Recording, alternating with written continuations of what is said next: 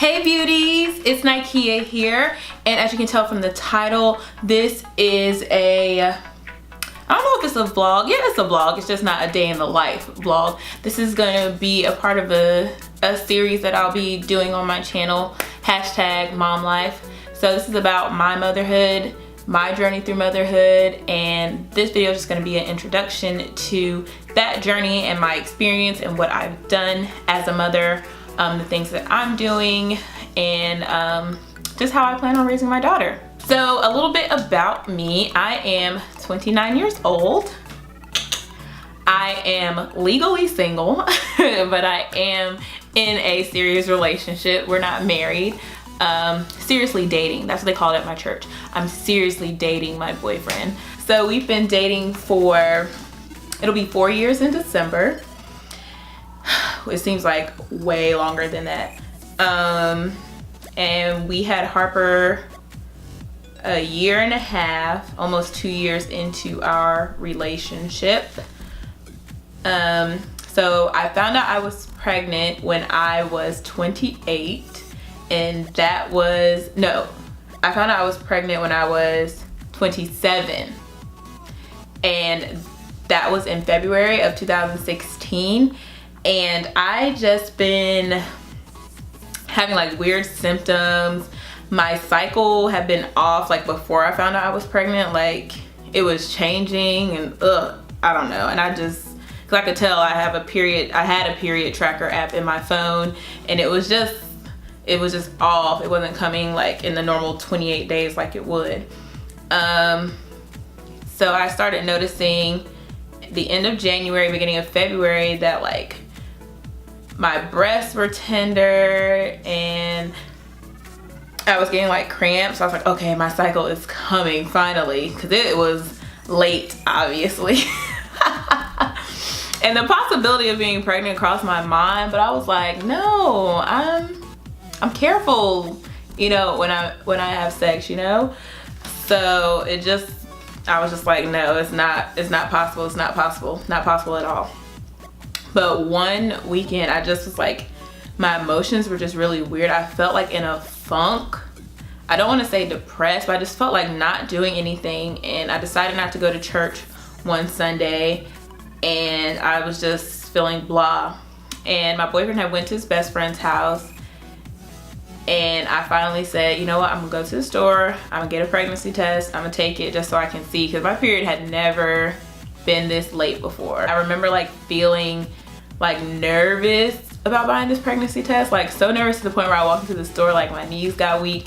I called my brother to try to calm me down. He didn't answer. I called my best friend to try to calm me down. She didn't answer, and I was like, nobody wants to answer the phone, because I was like, I'm not telling anybody else right now.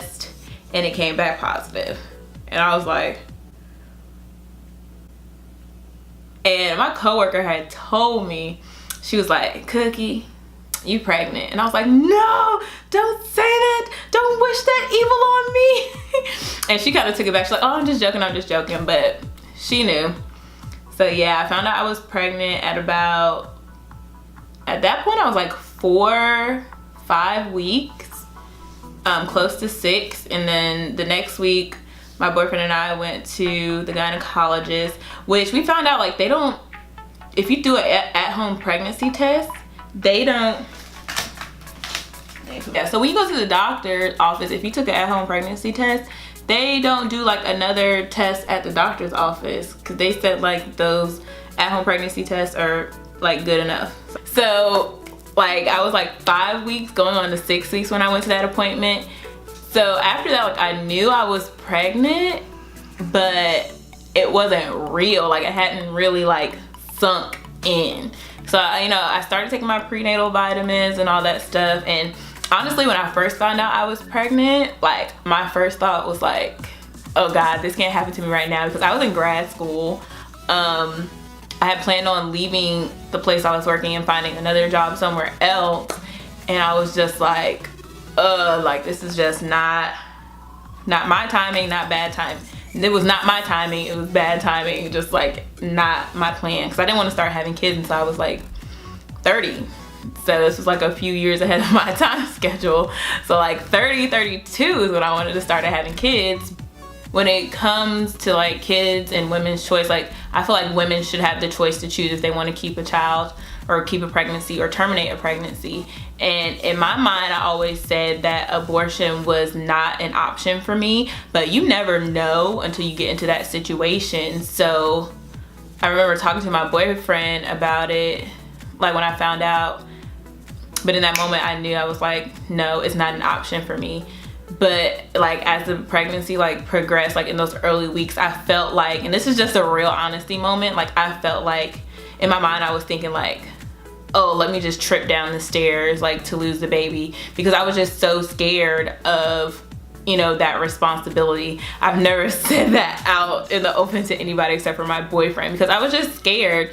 And another thing, like people judging you because you're not married and you're having a baby, so that's another thing.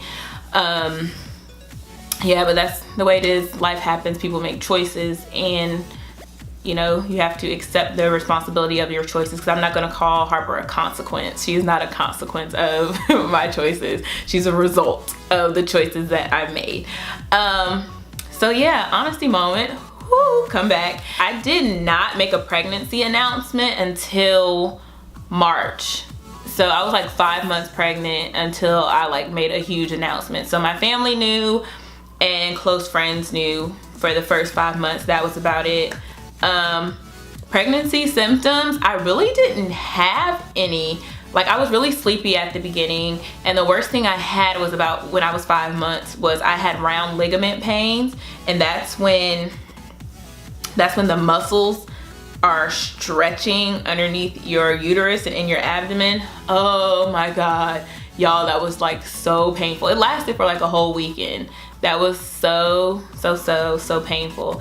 And of course, like tender breasts, and I feel like I was just more like emotional and sensitive and crying because I was like transitioning to a new job. I was in between jobs, so I was trying to find another one, and I was just stressed out about that. So, you know, I was emotional. I cried. I had cravings. My cravings were like hamburgers, slushies or ices, French fries. There were just things like I stopped eating. Now, I didn't have any like aversions, but I stopped eating popcorn a lot. Like I used to eat popcorn all the time. I didn't do that a lot when I was pregnant. I ate a lot of Carolina sausages, Carolina smokes. Oh my God, I ate a lot of those when I was pregnant.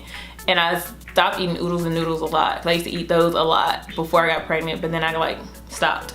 But I really did not have any major symptoms. I had a fairly like easy pregnancy. There were like no complications. There was one point towards the end of my pregnancy when I was about 7 or 8 months, and I was in a training for my job, and my heart just started beating so fast. I was sitting down and my heart rate was up, and my boyfriend had got us both Fitbits because the doctor had made mention of making sure that my heart rate stayed at a certain level when I worked out and when I was pregnant. So I got a Fitbit, and I was sitting there and I saw like my heart rate was elevated, and that like really scared me. And I got short of breath. So I went to the doctor after that. So that was nothing major, that was okay. And the only other issue I had was like my hands. When I would like wash dishes or stand up for a long time, my hands would like get really tingly and itchy. So I just didn't wash dishes a lot. So my boyfriend would do that or put them in the dishwasher. Here's my labor and delivery story. Harper was due October 19th, 2016, which is 5 days after my birthday. My birthday is October 14th, and I was like, why should I have to be born close to my birthday? But I was just glad, like, okay, she's not gonna be born on my birthday. That's cool. So I went to the doctor at 39 weeks on a Wednesday. So at 39 weeks, I went in, and they, you know, just a checkup, see how I was doing, blah, blah, blah. I gained like 30 pounds when I was pregnant. You couldn't tell, but I gained 30 pounds when I was pregnant. And they asked me, oh, I asked them to check my cervix because they don't do it voluntarily at my doctor's office. So I had them check, and I was only a centimeter. But when the doctor checked, it hurt, and I could tell. And I got home, and I was just like in pain, and I was just like, oh, the doctor just went too deep. Like, it really, really hurt. So I was still in pain all night, and then I went to bed, and I kept changing my underwear because it felt like I was peeing on myself. And I figured, okay, the baby's moving just in on my bladder, I can't hold my water like I need to. So I changed my underwear like 6 or 7 times, and I just didn't get any good rest. I was just having pains and cramps across my abdomen, my lower abdomen. So then around about 5 o'clock that morning, I texted my dean and let her know what was happening, and told her I was not coming to work that day, that I was gonna go to the doctors or to the hospital to see what was going on, that I'm probably in labor. So called my doctor, went to the hospital. I went in the hospital on Wednesday, October 12th. I went to the hospital, and the rest is history. I planned to do a water birth, and the only thing about the water birth is I couldn't get my hand wet. I had to have an IV. I forgot why I had to have one. I forgot. I'm gonna look it up, and I'm gonna put it at the screen below. I forgot why I had to have one, but I had to have an IV. And so we got to the hospital, set up the pool and stuff, but it was like you only stay in the pool for 20 minutes. It wasn't the experience that I planned, and it really wasn't helping. So fast forward to Thursday, I had been in labor for about 36 hours with no pain medication or anything. And so at that point I was like, okay, I gotta get an epidural. Like, I had been in too much pain. I couldn't get any sleep. Like, I got some medicine that would help me go to sleep, but it wouldn't take away the pain. So I would go to sleep, and I would wake up every time I had a contraction, and they hurt. They hurt so bad, like tears. And then they hurt so bad that even after the contraction was over, there was still pain. Like, oh my God, y'all. Y'all, having a baby is real. Like, that hurt. Like, I just remember it hurt so bad, and there was still pain. But I had like the best nurses. There was this one nurse, I cannot remember her name, but my boyfriend probably does.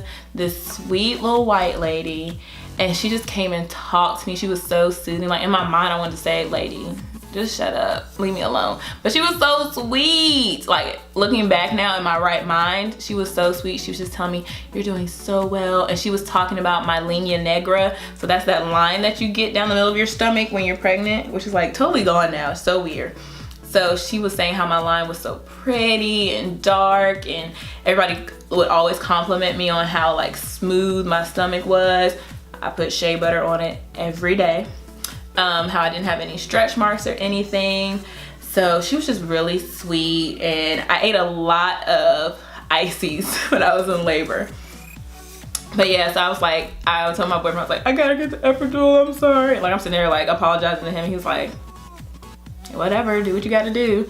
So epidural, that was easy. After that, I was relaxed. I couldn't feel my legs. That was like really, really weird that I could not feel my legs.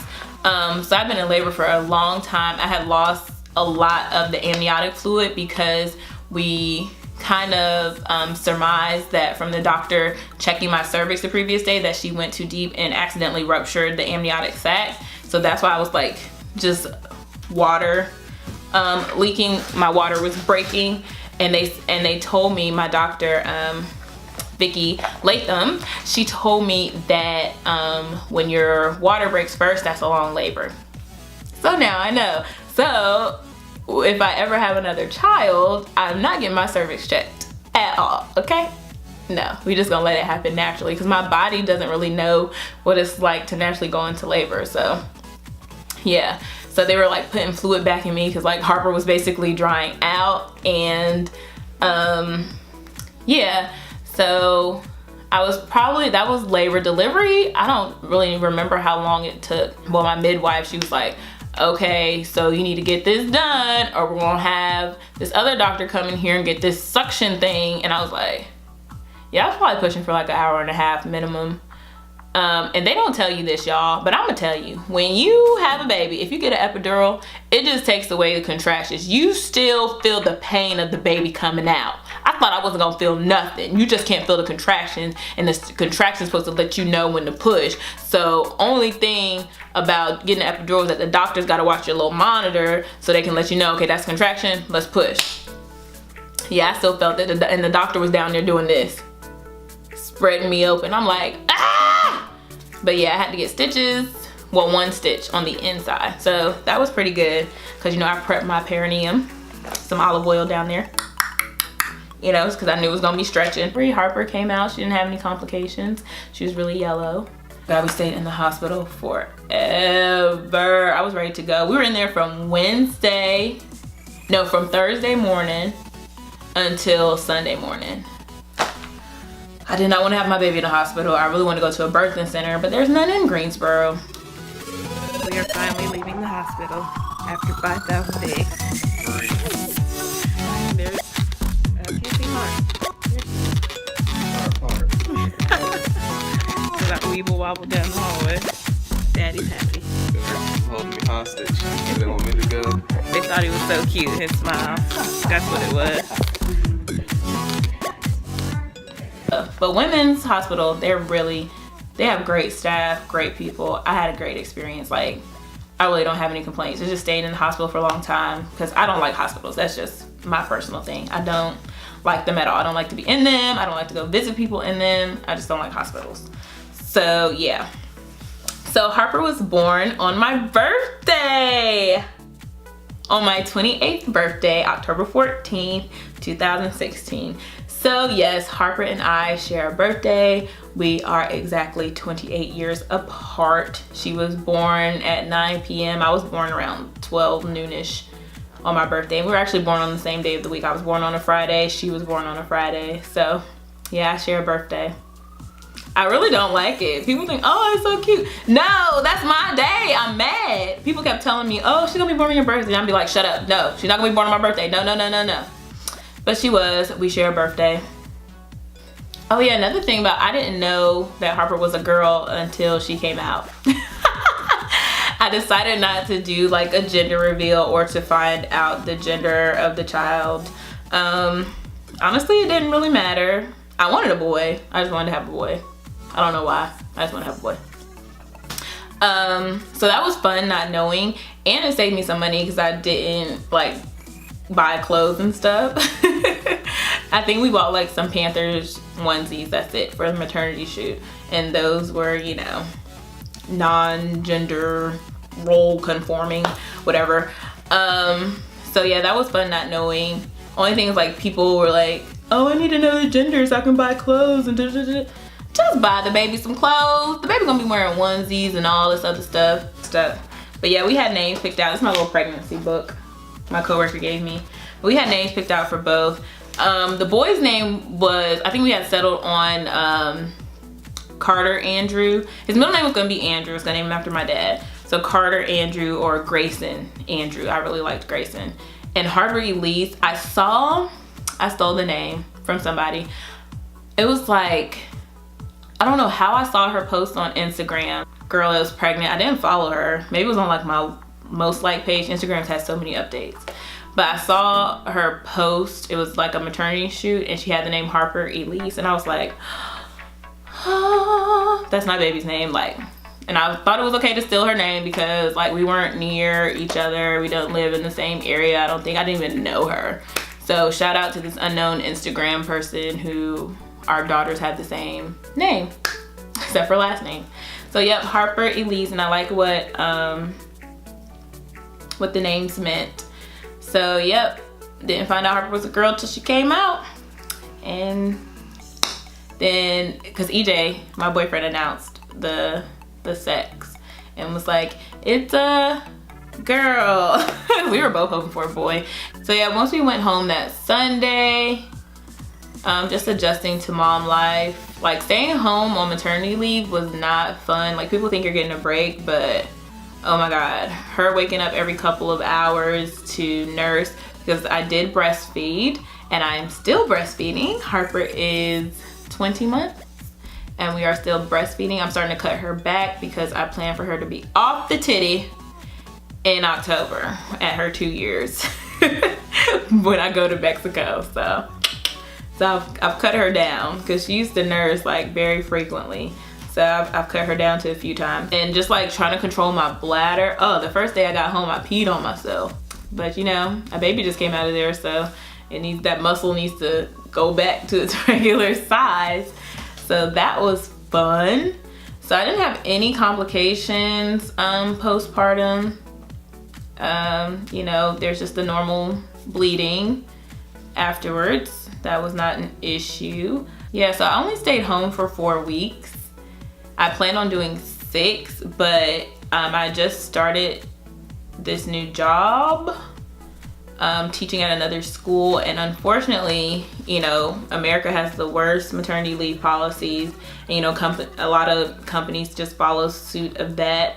So you have to be working there a year before you can get any type of disability or maternity leave benefits. So I was not getting paid on maternity leave, and I just couldn't afford it. My life wasn't set up like that. I didn't have enough money saved or set aside to like cover all my bills while I was on maternity leave.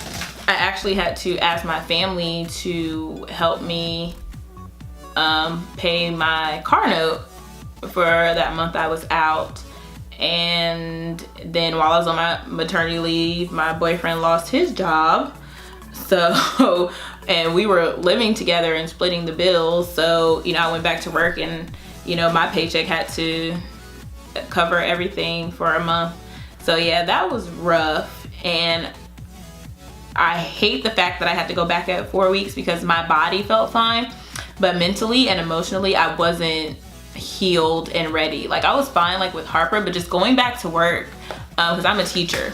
So going back to work and dealing with all of that stuff was not good for me. Like it was just not good. It was not, because my mind was like still focused on Harper. We found a sitter on this site called Sitter City, because I originally wanted like a nanny, somebody to come to the house and watch Harper, because I didn't want her to go to somebody else's house and be exposed to all these germs so young and to get sick. But this lady that we found is a godsend.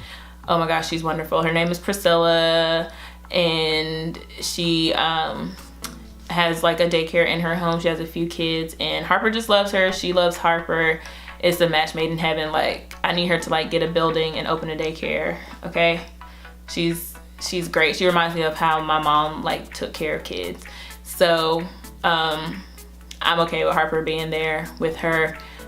So yeah, Harper went the same day I went back to work.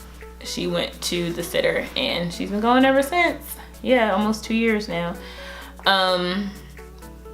But yeah, like I was saying, like I was not emotionally, mentally ready to go back, and I should have gone to seeing like a therapist or talk to somebody, but I was being lazy because I don't like setting up appointments or going to the doctor. The most I went to the doctor was when I was pregnant. So yeah, I don't even like making appointments to like go to the dentist. I don't. And it was hard as a teacher because you know, they don't really like teachers taking days off, to be honest.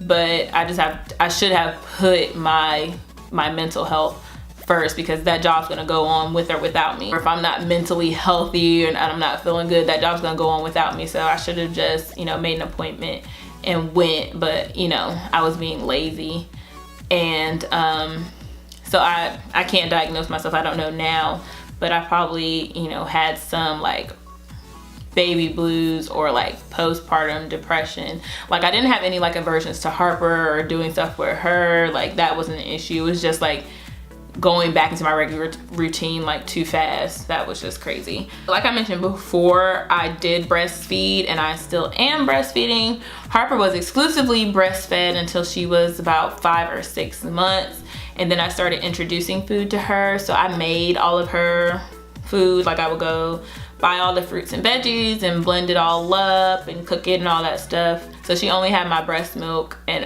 y'all, so since I originally was going to stay out for 6 weeks, my doctor told me, oh, Harper's doctor, her pediatrician, told me that, oh, that's a short time. So as soon as you get home, you need to start pumping. So I started pumping as soon as we got home from the hospital.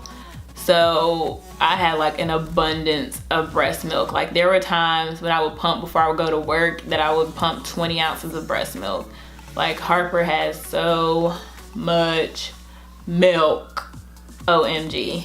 So yeah, like so much milk to the point where like I didn't have enough room to store it, and I gave some to my sister-in-law because we had our babies 2 months apart. I also used some to bathe her, give her like breast milk baths because she did have like dry skin and some signs of eczema and some cradle caps. So the breast milk actually helped with that. Yeah, I had so much breast milk, but my production finally slowed down around the year mark. So I pumped from birth until a little after 1 year, probably until November of last year, I want to say. And then I finally was like, I can't keep up, so whatevs. So Harper started drinking almond milk at the sitter, because we don't drink cow's milk. That's just our preference. So Harper started drinking almond milk a little after 1 year. So yeah, she took a little while to adjust to that. She was a little picky about what type of milk she would drink, but that's Harper for you. And we made the decision to cloth diaper. Now for the first month, Harper was too small for her cloth diapers, but looking back on it and like looking at people in some of the Facebook groups that I'm in about cloth diapering, like she could have worn her cloth diapers, but just for me and for us, it just worked. So that for that first month, she wore disposables, and then we started cloth diapering. But when she was smaller, this is an all-in-one cloth diaper. So everything you need is in here. So you just put this on her and strap it down like that, and her bum is so cute in this. I think I have a picture of her in this diaper. It's so cute. It's so cute. And then we had the adjustable cloth diapers. These are all from Bum Genius. That's the brand that I use. And luckily, God bless her, my dean at my job, which in my school, basically she's like my direct supervisor.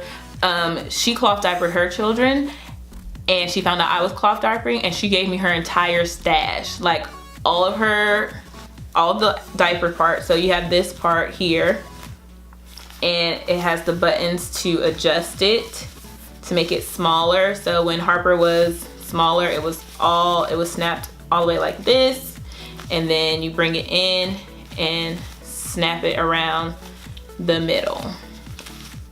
So she gave me about 20 something of these, probably like 21, 22. And then she also gave me the inserts. So you can adjust these as well, depending on the size that you need. So when Harper was smaller, of course, had to snap them smaller.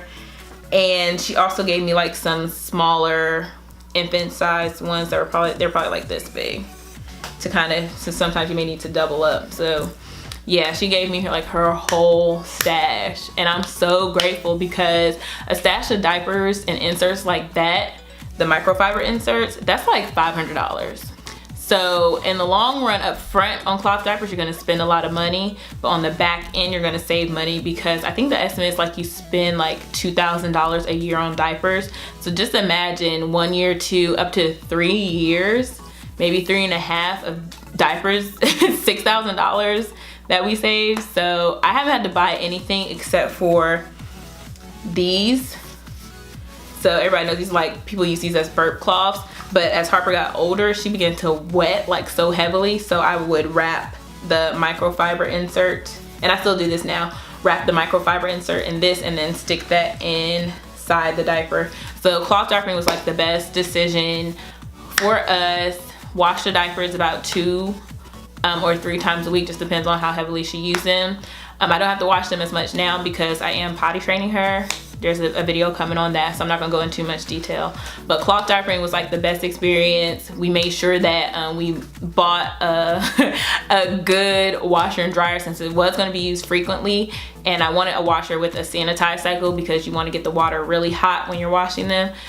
So cloth diapering has been a good experience. We're not exclusively cloth diapering. Like when we go on trips, we will use disposable diapers because that's just easier, and especially when we're flying, like we went to New Orleans for my spring break, to disposable diapers, that's just easier, so you don't have to carry all this bulk and carry dirty diapers. And the dirty diapers go into what is called a wet bag, like this, and it's lined, what is this, like a vinyl? It's not vinyl, but it's lined with this material so it doesn't seep through. And we just keep that hung by the laundry room and put it in there. When she was a baby, it was easy to wash. People think, oh my God, I'm putting poop in my washing machine. No. Breast milk poop is water soluble, so you don't have to like rinse it out or anything. I would just take the poopy diapers and put it in the washing machine. Breast milk poop is water soluble, easy, washes away, and it's not going to sit around in your washing machine. Now that she's older and once she started eating solid foods, and her poop got more solid and more firm, I did buy a cloth diaper sprayer that you just attach to your toilet, and it kind of looks like the sprayer that you have on your sink. And I just spray the diaper down into the toilet, let the poop get in there. So yeah, cloth diapering is not hard. It is easy, it's affordable, it can be done. Like these cloth diapers I have were used, so you know they can last for multiple children, which is going to save you money. And I do plan on cloth diapering again if and when I have another child. And they can be used for potty training. Harper is just, I just went cold turkey and put panties on her, but you can adjust them a little bit looser to pull them up and down. And even if you're potty training, you're going out and you don't want to put underwear on your child, use a cloth diaper. They can, you know, pull it up and down. So that saves you money on potty training, saves you money on cloth diapering. Yeah, so I fully support cloth diapering. Everybody should cloth diaper. It's more affordable than disposable diapers, because I've read stories about people reusing and washing disposable diapers. What? Everybody should cloth diaper. Black women do breastfeed and black women do cloth diaper right here. And young black women breastfeed and cloth diaper. I fully support breastfeeding. Not against formula feeding though, don't get it twisted. If you can't breastfeed, you don't want to breastfeed, breast is not best. What's best is fed is best, okay? As long as your baby is fed, that's all I care about. But yeah, that's all my mom life story I have to share. I'm just learning what like type of mother that I am. Like right now during the summer, I'm off since I'm a teacher, so Harper goes to the sitter twice a week, which saves my sanity. Like even this morning, she was stressing me out. Like I don't like repeating myself, and Harper understands. Like she had her Lammy on the floor and we're trying to go. And I said, Harper, pick up your Lammy. Harper, pick up your Lammy. And on the third time I was upset, and so I yelled at her and said, Harper, pick up your Lammy! Or pick up the lamb! I was so mad. Oh my God, I just don't like repeating myself. It just stressed me out, especially when you understand. Like there's some things she don't understand, but she understands that. And she didn't get scared or anything. She just was like, heh, smiling, went about her business. Yeah, so I'm still learning what type of mother I am, what type of mother I want to be. Still, you know, trying to find out how Harper is going to be raised and stuff like that. Just learning and growing. So y'all will be able to see that on this mom life vlog series. Yes, it's just first a little introduction. If there's any more information you want to know about my journey, another more specific video you want me to make, like a more specific video about breastfeeding or cloth diapering that you want me to make, just let me know in the comments down below, or let me know on my Instagram, and I will definitely make that happen for y'all. And thank y'all so much for watching. And I know y'all been seeing this wig a lot in my videos.